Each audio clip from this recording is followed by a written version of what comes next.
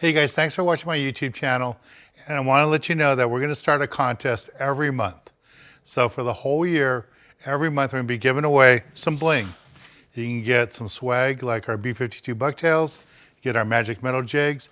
We're also going to be giving away t-shirts and hats from the TV show. And a few of you are going to win free fishing trips. Join me on filming trips or join me on a trip on my own boat, the Mi Sueño, that I do private charters on.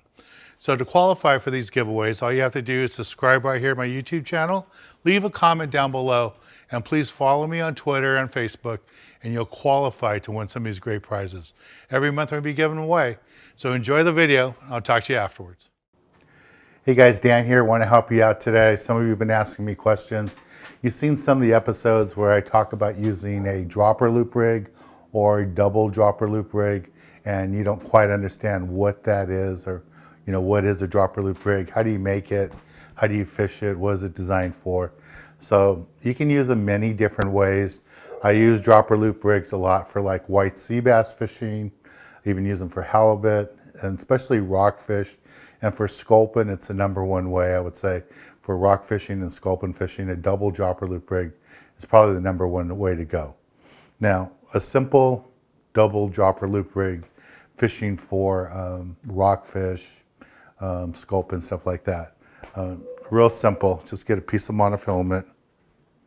This is a little bit heavier, this is 50 pound, so I can show you guys how to do it. And first thing you do is slide on your hook.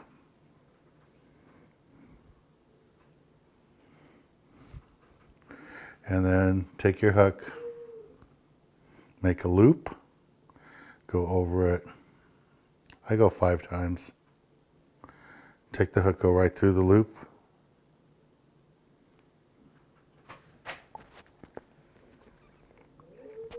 Before you cinch it, I like to wet it down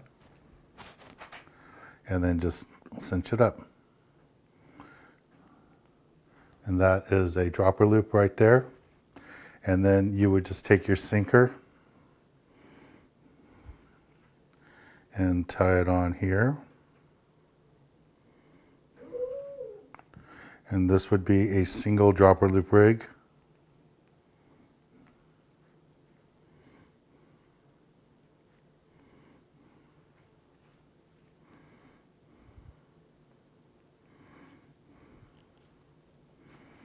Nice and tight. Cut off that tag end. And you have to cut really close to it. It doesn't matter if there's a little bit of line there. And this would be your single dropper loop rig. And it's designed to have the sinker right up on the bottom and then your hook dangling above in a loop. This is a great technique we used to use all the time, like a Guadalupe, and you can still use a Guadalupe Cedros. Even a Catalina fishing Farnsworth, where the yellowtail are down deeper, you're going to use a bigger sinker and get that bait down the bottom, a bigger loop, and put your live bait hook in there and pin on a live mackerel, and it's a great way to catch yellowtail. But I use this rig a lot when I'm rock fishing to catch my fish. It works out really good. One thing I do different than using a hook is I always use a bucktail. I'll use something like this, a 1 ounce B-52 bucktail in my dropper loop rig. Especially sculpin fishing, it's the best way to catch sculpin is a bucktail, because if your bait comes off here, you're not going to catch anything. But if your bait comes off the bucktail's still going to come pulsating and you're still going to catch fish. And lots of times your bait does come off because there's so many rockfish down there, smaller ones are picking at it and they pull your bait right off. So if I was going to do this and I was to go rock fishing or sculpin fishing, I would simply tie on a bucktail instead of the hook, and that would be the rig I would use on a dropper loop rig.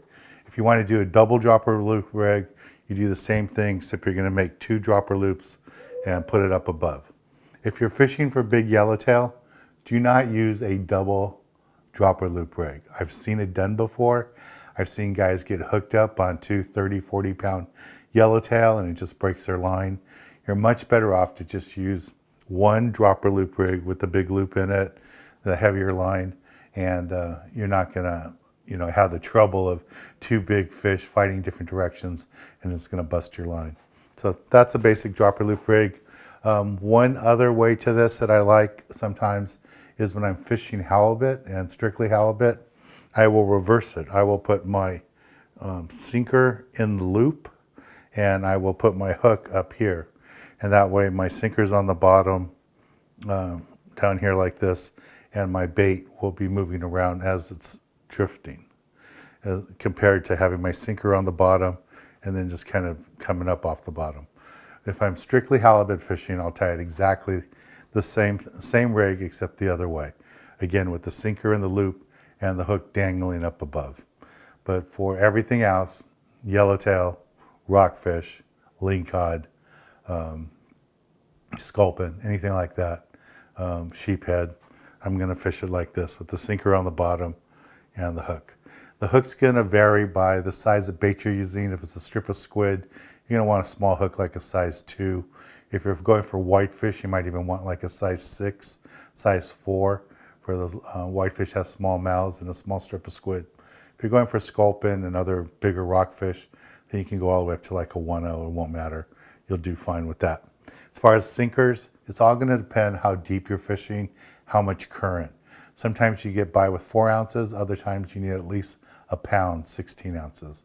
So it just depends. So always be prepared. If you're going local rock fishing, I would say bring everything from 8 ounces to 16 ounces.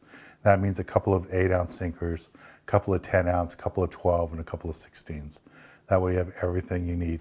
And they don't go bad. So even if you don't use them during the season, you still have them just in case you needed them.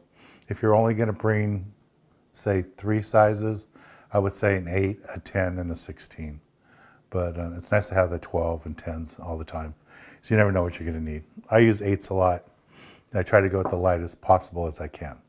If you're going to tie this rig onto like a Lexus or a Komodo reel, like your shallow water rock fishing, so you have 65-pound Spectra, for this part of it, just use monofilament. If you're going to be fishing down 100 feet or deeper, just use monofilament. No need to spend the money on fluorocarbon when you're fishing that deep. Fluorocarbon works best right up on the surface. That's what it's designed for. So just a dropper loop rig tied onto Spectra, just use monofilament, save your money, and it'll work out fine. All right, guys, that's all for today's little tip here. Please go ahead and subscribe right here and leave a comment. We're having competition. I shouldn't say competition. We're having prizes we're giving away all month, and the winners will be picked from the people leaving comments down below. So please leave your comments there. And if you want more of a personal hands-on experience on how to tie these rigs, join me on one of our TV filming trips. All the trips are listed on our website at sport-fishing.com. And you can also book a private fishing charter with me if you want. And I only take 4 people on my boat. We'd love to give you a hands-on experience and show you how to tie this stuff up personally. All right, thanks, people. Thanks again. Talk to y'all later. Don't forget to subscribe, and I'll talk to y'all soon. Bye, everybody. Hey guys, I hope you enjoyed the video, and just want to remind you, we have that contest going all year long. Every month we'll be giving away prizes. You still have time to get in while you're watching the video. Subscribe right here to my YouTube channel. Leave a comment down below. Make sure you like this video, and also follow me on Facebook and on Instagram. I'm TV Dan on Instagram. Thanks again for watching. Enter the contest, and maybe you'll win a trip to come fish with me on my boat, the Mi Sueño. Thanks, guys. Talk to you later.